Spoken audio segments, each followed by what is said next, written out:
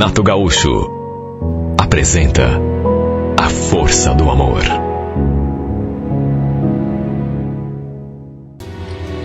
Fazia bem pouco tempo que eu tinha me separado. E olha, minha separação se deu de um modo tão triste. Coisa mais deprimente do mundo. Não gosto nem de lembrar. Eu tinha ido com meu filho almoçar na casa da minha mãe, no domingo. E sempre que eu fazia isso, passava a tarde toda lá.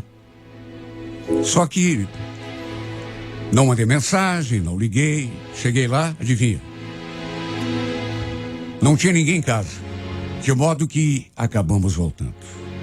Só que para o meu espanto, meu marido, quando voltei para casa, não estava sozinho, mas na companhia de uma mulher. Ele teve a capacidade de esperar eu virar as costas para recolher a amante para dentro de casa. Evidente que nem nos meus piores pesadelos eu podia imaginar que ele estivesse me traindo, e muito menos que fosse capaz de trazer a infeliz para dentro da nossa casa. Peguei os dois pelados na sala. Na maior sem vergonhice. O pior é que o nosso filho também viu a cena. Olha, eu fiquei tão revoltada que voei no pescoço daquela infame e bati na cara dela. Acho que as marcas que eu deixei devem ter ficado por muito tempo. Arranquei até fio de cabelo dela. E ainda fiz sair correndo para a rua. E depois que ela se foi, acertei as contas com o traidor. E olha, só não escorracei também, porque aquela casa era da família dele. Do contrário, o teria colocado no olho da rua, mas sem o menor constrangimento. De todo modo, foi o que bastou para mim. Fomos eu e meu filho, na mesma hora, de volta para a casa da minha mãe, de onde não saí mais. Tivemos ainda de esperar ela chegar da rua, mas olha, valeu a pena esperar, porque naquela outra casa, lá com aquele safado, eu não ia ficar mais uma noite. Na verdade, ele nem sentiu tanto. Tanto que nem foi atrás de mim. Até porque me conhecia bem, né? Sabia do meu gênio.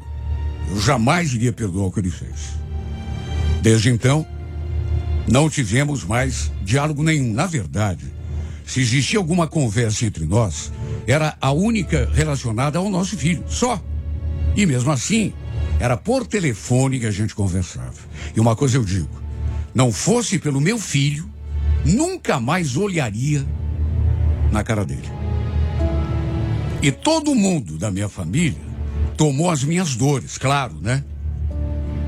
E todos também viraram a cara para ele. Enfim, procurei seguir com a minha vida, me concentrar no meu serviço, no meu filho, que era o que eu tinha, né? Sempre que o Edgar ia buscar o menino para ficar com ele, ele não passava do portão, esperava lá fora. Não havia respeito, nunca mais haveria. Tenho certeza que, mesmo que se passassem 10, 15, 20 anos, respeito não haveria mais. Perto de completar 5 meses que eu tinha me separado, até por alguma dificuldade financeira, resolvi vender meu carro. Colei um anúncio no vidro de trás e fiquei esperando alguém ligar, né? Só que nada.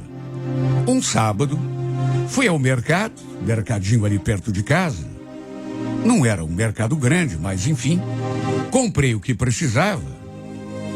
Coloquei os produtos dentro de uma caixa, em vez de usar aquelas sacolinhas de plástico. Só que, como havia 2 caixas, ficou difícil para eu carregar tudo sozinha, até lá fora. E foi então que um moço, ali perto, vendo a minha dificuldade, se prontificou a me ajudar. Como eu vi que ele estava usando uma camisa de uniforme, um crachá ali do mercado, aceitei que ele levasse as coisas até o carro para mim. E pensei que fosse ficar nisso. Só que ele viu o anúncio colado ali no vidro e perguntou: "Você está vendendo o carro? Está pedindo quanto?" Falei o preço. Ele fez uma expressão como achando o preço até razoável. Aí fez um monte de perguntas sobre o carro, do ano, se a documentação estava em dia, enfim.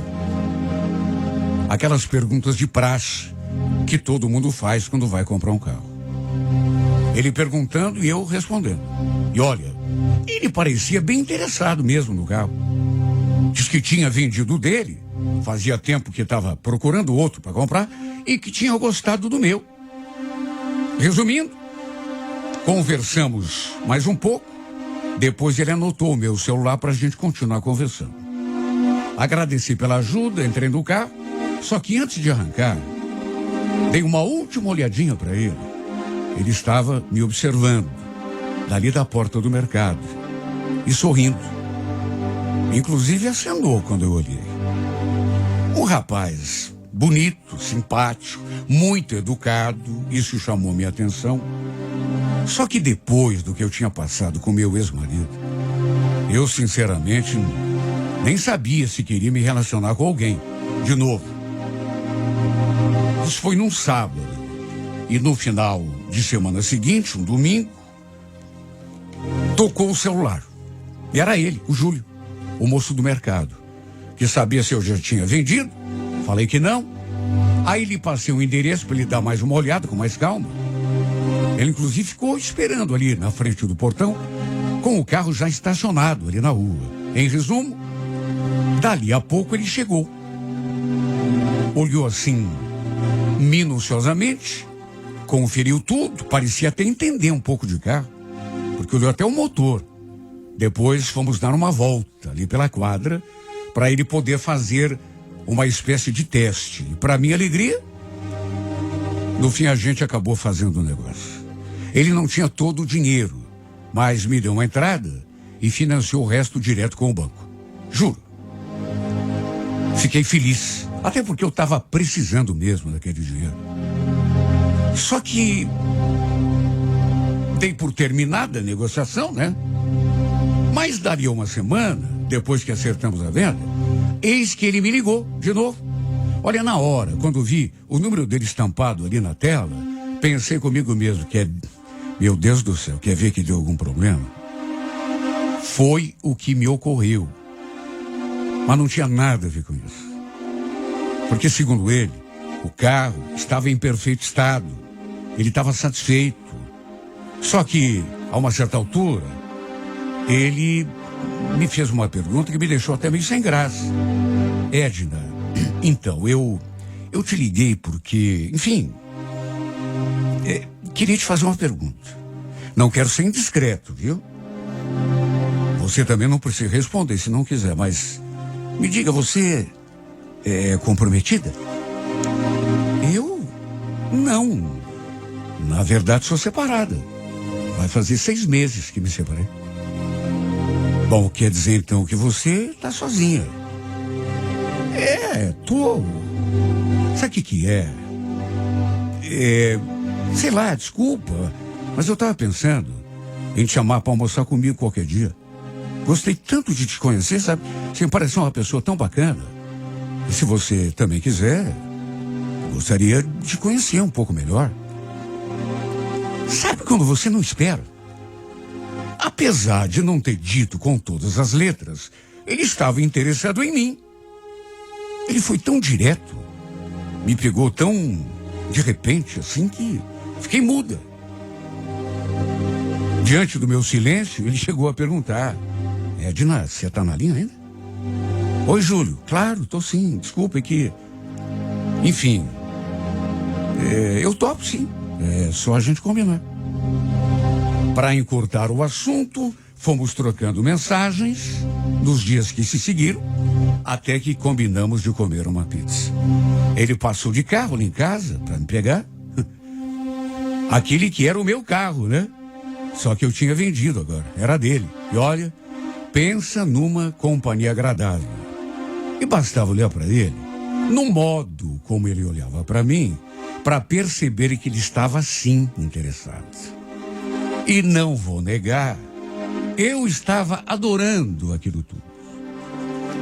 Aquela atmosfera, sim, também tinha mexido comigo. E o fato é que acabei até esquecendo tudo que tinha passado nas mãos do Edgar.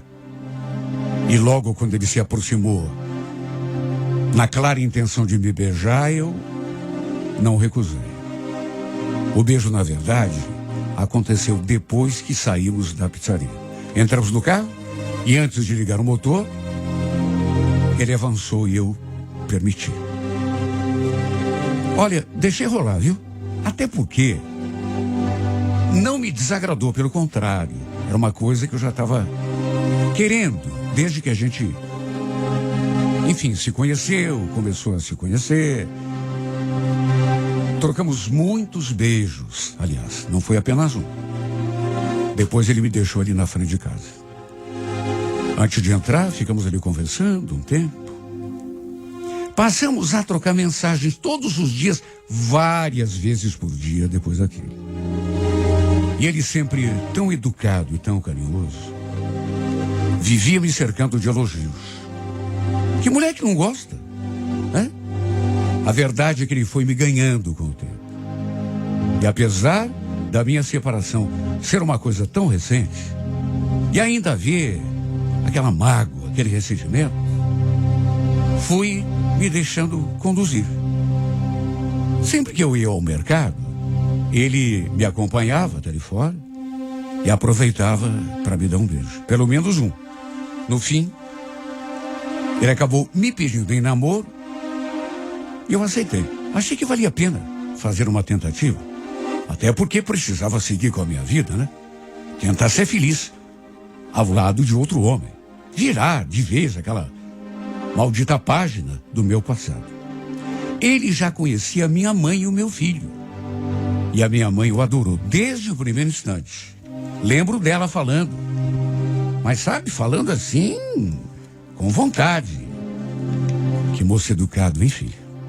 Bonito também. Dessa vez parece que você escolheu bem. Fomos levando o nosso namoro e lá na sua casa, ele já tinha comentado que a gente estava namorando. E é claro, sua família também não via a hora de me conhecer, né? Até porque ele falava bem de mim. E num domingo, acabei aceitando o convite do Júlio para almoçar na casa dele. Ele queria que eu levasse meu filho e a minha mãe também, mas eu achei melhor ir sozinha, pelo menos na primeira vez. Ele morava com os pais e uma irmã, 2 anos mais nova que ele. Só que nesse dia, sua irmã não estava.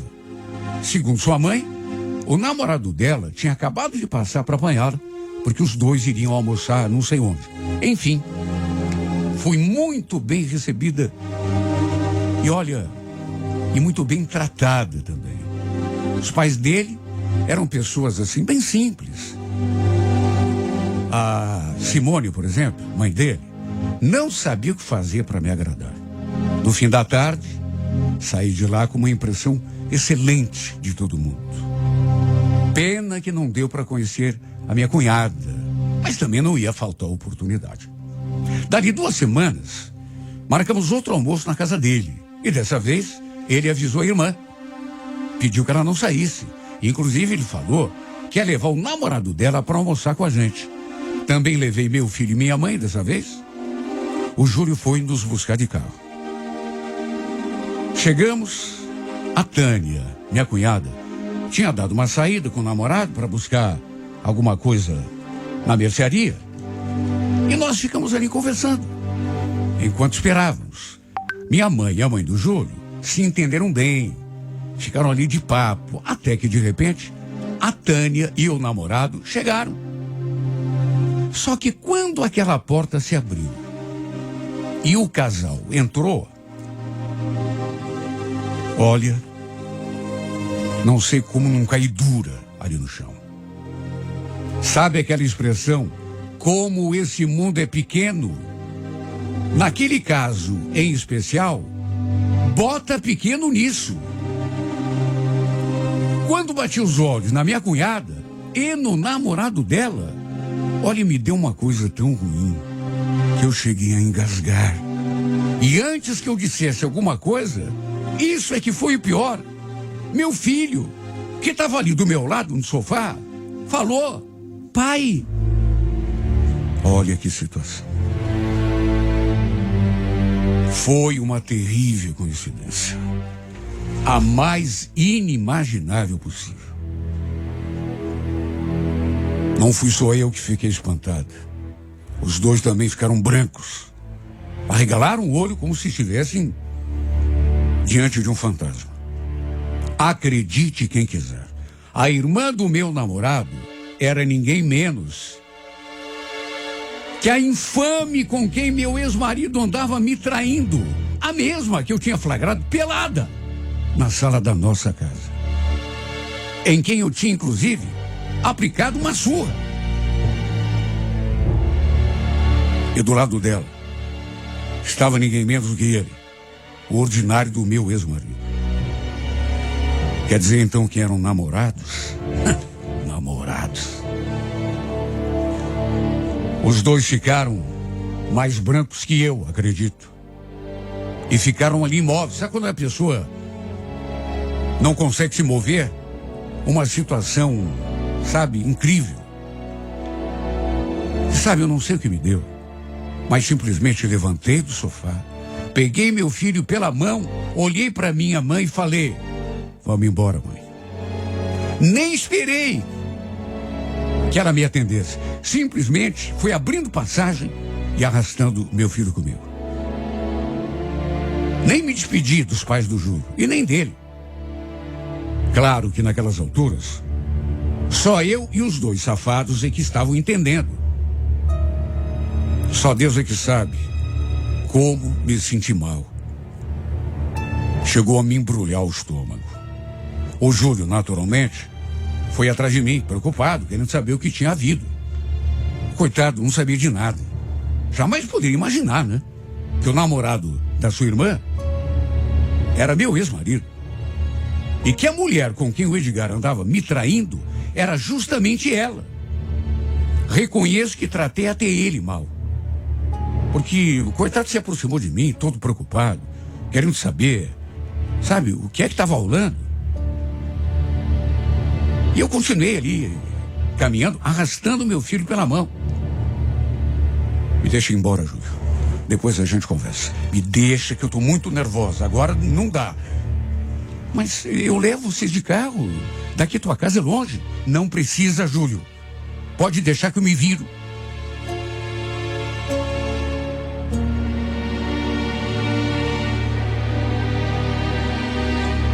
Depois que ele se foi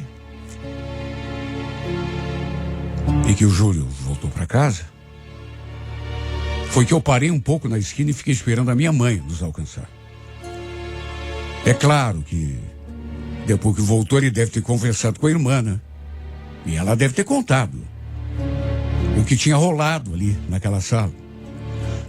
Depois ele ligou para mim, mas eu não atendi. Estava muito nervosa, com muita raiva. Meu Deus, entre tantas mulheres, para ser a minha cunhada, tinha que ser justamente ela. Olha, bastou olhar na cara dela, para aquela maldita cena vir aqui nos meus olhos de novo, como se estivesse acontecendo no momento presente. Eu tinha feito tanto esforço para esquecer aquilo, e de repente tudo voltou à tona, inclusive a mágoa, o ressentimento. Chorei muito nesse dia. Aí eu pergunto, como que eu podia continuar me relacionando com o irmão da mulher que tinha acabado com o meu casamento tempos atrás? Ela acabou com tudo. Meu casamento acabou por causa dela. Claro que não só ela teve culpa, mas...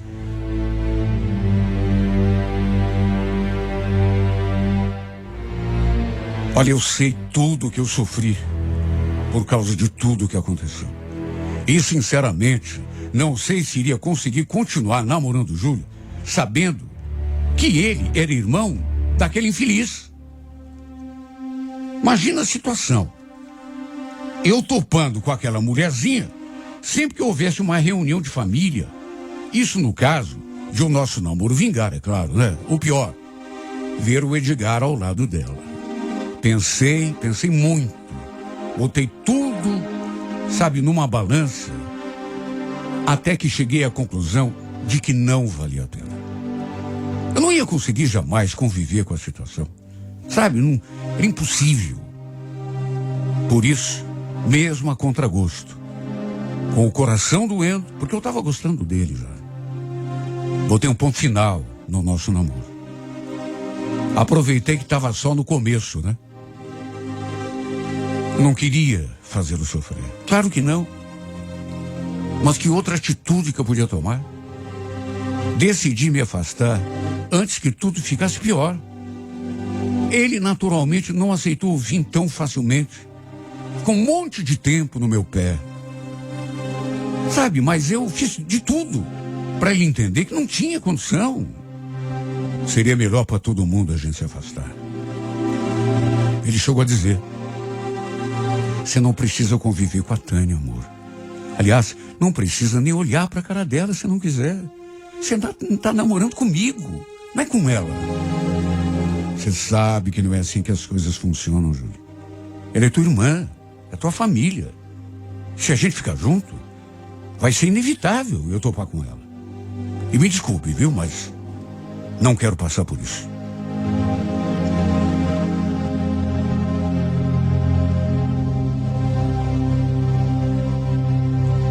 Talvez eu tenha sido intransigente demais, mas foi a decisão que eu achei que me pareceu a mais cabível para aquele momento. Porque, sabe, e até no começo podia até dar certo, mas aí com o tempo, não dá. E acaba topando com a cara daquela mulher de novo, e era tudo o que eu não queria, com ela e com o safado do meu ex-marido. Depois de tudo o que eu tinha passado, eu sei que seria melhor assim. Tudo que eu tinha sofrido por conta da traição daqueles dois, eu sei que não ia conseguir conviver com a possibilidade de encontrar ou um, ou outro, ou os dois. Eu não ia suportar. Tem feridas que custam a cicatrizar. Tem coisa que a gente não esquece tão fácil. Na verdade, mesmo não querendo admitir, o fato é que ainda não consigo esquecer completamente do Edgar. Estaria mentindo se dissesse que sim. A gente ficou tanto tempo junto. Foram muitos anos. Sabe, convivendo como marido e mulher. E eu gostava dele. Casei porque estava apaixonada. De modo que, mesmo tendo passado meses, não é assim que a gente apaga da memória uma pessoa que representou tanto na tua vida.